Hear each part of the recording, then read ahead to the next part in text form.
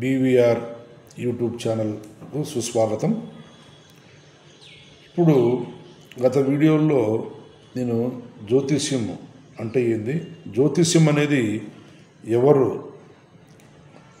నిర్మించారు, ఆ జ్యోతిష్యానికి అనంతకోటి మానవులపై ఎవరు ప్రభావం ఉంటుంది అంటే గ్రహాలు ప్రభావం ఉంటుంది చెప్పాను. ఆ గ్రహాలలో ఇప్పుడు మనకు నెక్స్ట్ స్టెప్ బై స్టెప్ చెప్పుకుంటూ వస్తాము. దాని జన్మకుండలి తర్వాత ఏం చేసాము, మన రాసుల యొక్క అధిపతులు తెలియజేశాము. ఈ వీడియోలో జ్యోతిష్యం కన్నా ముందు మనకు తెలియాల్సింది చాలా ఉండాలి. అదేమిటంటే ఇప్పుడు బ్రిటిష్ వాళ్ళు వచ్చామంటే మనకు బ్రిటిష్ వాళ్ళు ముందు పరిపాలన చేసినప్పుడు నెలలేం పెట్టి జనవరి, ఫిబ్రవరి, మార్చి ఇట్లా ఈ విధంగా డిసెంబర్ దాకా పెట్టారు. ముందు మన పూర్వీకులు మనకు నెలలు సపరేట్గా ఉండేది. ఏది చైత్రము, ఏది మన తెలుగు నెలలు. ఈ తెలుగు నెలలకు ఈ పేరు ఉండేది. ఏమేమి పేర్లు చూశారు కదా, చైత్రము, వైశాఖము, జ్యేష్టము, ఆషాఢము, శ్రావణము, భాద్రపదము, ఆశ్వీజము, కార్తీకము, మార్గశిరము, పుష్యము, మాఘము, పాల్గొనము అనే ఈ 12 నెలలు మన తెలుగు నెలలు. దీంట్లకు సంవత్సరాలు కూడా మీకు తెలిసి ఉంటుంది అనుకుంటాను. ఈ సంవత్సరాలు కూడా ఎన్ని సంవత్సరాలు మనకు 60 సంవత్సరాలు. 60 సంవత్సరాలు అయిపోయిన తర్వాత మళ్ళీ రిపీట్ అవుతుంది. ఏమేమి రిపీట్ అవుతుంది, సంవత్సరాలు 60 సంవత్సరాలు ఏమేమి పేర్లు ఉన్నాయి, ప్రభ, విభవ, శుక్ల, ప్రమోదూత, ప్రజోత్పత్తి, అంగీరస, శ్రీముఖ, భవ, యువ, ధాతు, ఈశ్వర, బహుధాన్య, ప్రమాది, విక్రమ, విష్ణు, చిత్రభాను, స్వభాను, తారణ, పార్థిప, వ్యయ, సర్వజిత్తు, సర్వాది, విరోధి, వికృతి, ఖర, నందన, విజయ, జయ, మన్మద, దుర్మికి, ఏవిలంబి, విలంబి, వికారి, శార్వరి, ప్లవ, శుభకృతు, శోభకృతు, క్రోధి, విశ్వాసు, పరాభవ, ప్లవంగ, కీలక, సౌమ్య, సాధారణ, విరోధికృతు, దావి, ప్రమాదీచ, ఆనంద, రాక్షస, నల, పింగళ, కళాయుక్తి, సిద్ధార్థి, రౌద్రి, దుర్ముతి, దుందుబి, రుద్రోద్గారి, రక్తాక్షి, క్రోధన, అచయ అని ఈ 60 పేర్లు గల సంవత్సరాలను మళ్ళీ అచయపదని మళ్ళీ ఏమొస్తుంది, నీకు ప్రభ, మళ్ళా ప్రభ, ఇవన్నీ ఇట్లా సంవత్సరాలని వచ్చేస్తాయి. ఇవి 60 సంవత్సరాలు. ఈ 60 సంవత్సరాలు నెక్స్ట్ నెలలు చైత్రము, వైశాఖం చదివాను. తర్వాత మనకు తెలుగులో మన పెద్దోళ్ళు పెట్టిన పేర్లు ఆయనముచ్చి 2 ఆయనాలు వస్తాయి. ఈ 2 ఆయనాలు ఏంది, ఉత్తరాయణము, దక్షిణాయనం అని. అదేవిధంగా ఋతువులు 6. ఏమి ఋతువులు, చైత్రము, ఈ వసంత ఋతువు, గ్రీష్మ ఋతువు, వర్ష ఋతువు, శరద్ ఋతువు, హేమంత్ ఋతువు, శశి ఋతువు అని ఈ 6 ఋతువులు. దీనికి చైత్రమాసంలో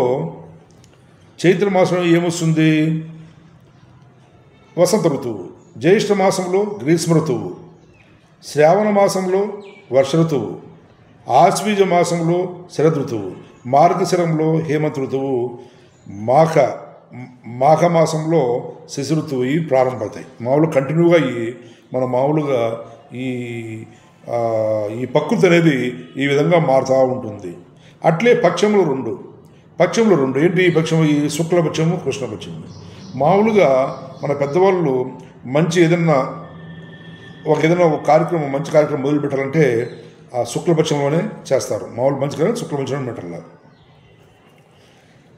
ఈ శుక్లపక్షము, ఈ కృష్ణపక్షం అనేది ప్రతి మాసమందును పాడ్యమి లగాయితూ పౌర్ణమి వరకు అనగా ఆ మొదలు 15 దినములు శుక్లపాడ్యమనియు, మిగిలిన 15 దినములు అనగా పౌర్ణమి గతించిన లగాయితూ అమావాస్య వరకు కృష్ణపక్షమనియు చెప్పి ఉన్నారు. అలాగే ఈ నక్షత్రములు తెలిసిన అశ్విని, భరణి, కుత్రిక, రోహిణి, మృగశిర, ఆరుద్ర, పునర్వసు, పుష్యమి, ఆశ్లేష, మఖ, పుబ్బ, ఉత్తర, హస్త, చిత్త, స్వాతి, విశాఖ, అనురాధ, జ్యేష్ఠ, మూల, పూర్వాషాఢ, ఉత్తరాషాఢ, శ్రవణం, ధనిష్ట, శతభిషం, పూర్వభాద్ర, ఉత్తరాభాద్ర, రేవతిని ఇవి 27 నక్షత్రాలు. ఇవన్నీ మనం జ్యోతిష్యంలో ఇవన్నీ తెలుసుకుంటేనే జ్యోతిష్యం అనేది కరెక్ట్గా అర్థమవుతుంది, జ్యోతిష్యం అనేది తెలుసుకునే అవకాశం ఉంటుంది. ఇలా నక్షత్రాలు 20 నక్షత్రాలు. ఈ 27 నక్షత్రాలను గ్రహాలైనటువంటి 9 గ్రహాలకు పంచడం జరిగింది.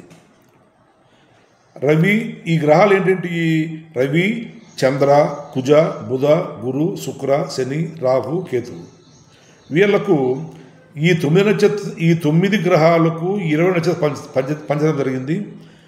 ఇప్పుడు ఒక్కొక్క రాశికి 9 నక్షత్ర పాదాలు, 9 నక్షత్ర పాదాల ప్రకారము పంచితే ఎన్ని నక్షత్ర పాదాలు వస్తాయి? 108. అంటే 12 108 నక్షత్ర పాదాలు వస్తాయి. ఈ 108 నక్షత్ర పాదాలతో ఈ 9 గ్రహాలకు తర్వాత ఈ 9 గ్రహాలు 27 నక్షత్రాలు కలిపి మన మానవ యొక్క అంటే జీవితం ఏ జీవైనా సరే ఈ మనిషి యొక్క లగ్నం ఏదైతే ఏర్పడుతుందో ఆ లగ్నానికి ఆ లగ్నంలో ఏ గ్రహం ఉంది, ఏ నక్షత్రం ఉంది, ఏ రాశి లగ్నం ఏర్పడింది, అలాగే అది సూర్యుడు అని అంటాము. తర్వాత చంద్రుడు వచ్చి ఆ టైంలో ఈ జాతకుడు ఏ టైంలో జన్మించినాడు, ఆ జన్మించిన నక్షత్రం ఏది ఉంది, ఎన్ని పాదాల్లో ఉంది, అది ఏ రాశిలో ఉండేది అనేది చంద్రుడు ఎక్కడ ఉంటాడో అది రాశి అని, సూర్యుడు ఎక్కడైతే మనం జన్మించినప్పుడు మనిషి జాతకుడు ఎప్పుడైతే జన్మించాడో ఆ జాతకం ఆ లగ్నంలో సూర్యుడు ఎక్కడ ఉన్నాడో అది లగ్నం అని అంటాం మనం. అట్లా అదేవిధంగా ఈ కాల నక్షత్రాలను బట్టి దశను చెప్పచ్చు. దశ ఏంటి చెప్తామంటే కృత్తిక, ఉత్తరాషాఢ రవి మహాదశ వస్తుంది. రోహిణి, హస్త, శ్రవణంలో చంద్రమహాదశ, మృగశిర, చిత్త, ధనిష్టలో కుజమహాదశ, ఆశ్లేష, జ్యేష్ఠ, రేవతిలో బుధ మహాదశ, పునర్వసు, విశాఖ, పూర్వభాద్రలో గురుమహాదశ, భరణి, పుబ్బ, పూర్వాషాఢలో శుక్రమహాదశ, అనురాధ, పుష్యమి, ఉత్తరాభాద్రలో శని, ఆర్ద్ర, స్వాతి, శతభేషం వచ్చి రాహు మహాదశ, అశ్విని, మఖ, మూల వచ్చి కేతు వచ్చి దానికి అధిపతులు. మహాదశ వస్తుంది. అనగా కృత్తికలో కానీ ఉత్తరలో కానీ ఉత్తరాషాఢలో కానీ జన్మించిన వారికి జననకాలమున రవి మహాదశ వస్తుంది. ఇట్లా ఈ విధంగా అన్ని గ్రహాలకు ఆయా నక్షత్రాల దశలు వస్తుంటాయి. నెక్స్ట్ మీకు రాను ఈ వీడియోలో మీకు అర్థమవుతుంది. అన్నీ మొత్తం అంతా నీకు జన్మకుండలు వేసుకొని ఆ విధంగా బోర్డుపై నేను తెరవడం జరుగుతుంది. ఆ విధంగా మీరు నేను చెప్పినట్టు ప్రతి ఒక్కటి గుర్తుపెట్టుకుంటే ఎప్పుడో చిన్నప్పుడు మీరు నేర్చుకుంటారు. ఇవన్నీ నక్షత్రాలు అంటారు, ఋతువులు, ఆయనములు, గ్రహాలు, సంవత్సరాలు అవన్నీ ఇప్పుడే మీకు చెప్పాను. ఆ విధంగా ఉంటుంది. ఇంకోటి మీకు ఒకటి చెప్పదలుచుకున్నా, ఈ నవగ్రహాల స్తోత్రంగానే మీరు ప్రతిరోజు 9 సార్లు పఠించినట్లయితే దుష్టగ్రహాల దృష్టి అనేది పోతుంది. కొంచెం మీకు ఆపదలు అనేవి తొలుగుతాయి. ఈ నవగ్రహ నమస్కార శ్లోకం ఏమంటే బాగా నేను చెప్తాను, నేర్చుకోండి. ఆదిత్యాచ సోమాయ మంగళాయ బుధాయ చ గురు శుక్ర శనిభ్యచ్చ రాహువే కేతవే నమః అనిగానే మీరు రోజుకు ఉదయాన్ని నిద్రలేసి స్నానం చేస్తానే ఈ మంత్రంగానే ఈ శ్లోకంగానే పఠించినట్లయితే మీకు దుష్టగ్రహాల దృష్టిని తొలగిపోయి మీరు కొంతవరకు మీరు ఈ గ్రహాల వచ్చి అనుకూలం, ఈ గ్రహాల యొక్క అనుకూలం మీకు లభిస్తుంది. కాబట్టి కొంతవరకు మీకు ఈ దుష్టగ్రహాలను పారదొలే విధంగా చేసుకోవచ్చు. అలాగే నెక్స్ట్ నక్షత్రాలు అయిపోయినాయి అంటే ఇంకోటి ఇక్కడ మహాదశల ప్రమాణాలు. రవి మహాదశకు రవికి వచ్చి ఎన్ని సంవత్సరాలు ఇచ్చినారు? 6 సంవత్సరాలు.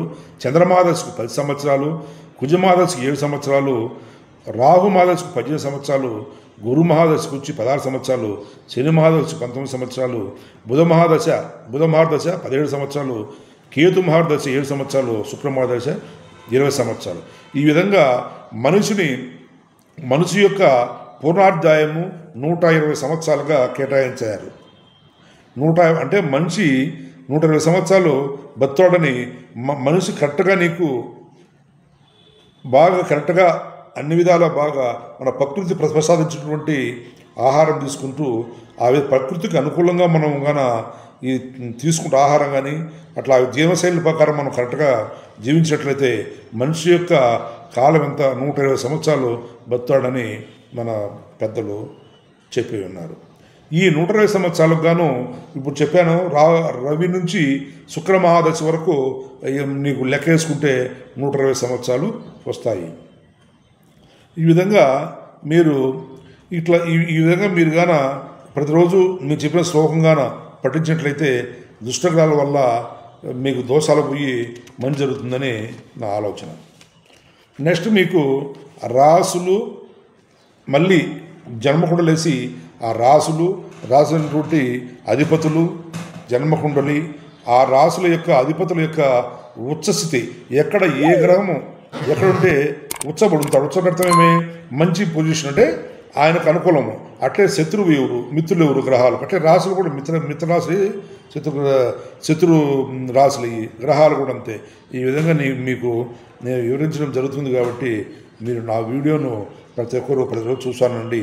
నా వీడియోను లైక్ చేసి సబ్స్క్రైబ్ చేయడం వలన మీకు నేను చేసే ప్రతి ఒక్క వీడియో కూడా మీకు అందుబాటులో ఉంటుంది. కాబట్టి ప్రతి ఒక్కరు మీరు తెలుసుకుని కొంత దాని యొక్క తెలియకుండా తెలుసుకొని మీరు జీవితాన్ని సానుకూలంగా మలుచుకుంటారని మిమ్మల్ని కోరుకుంటా ఉంటాను.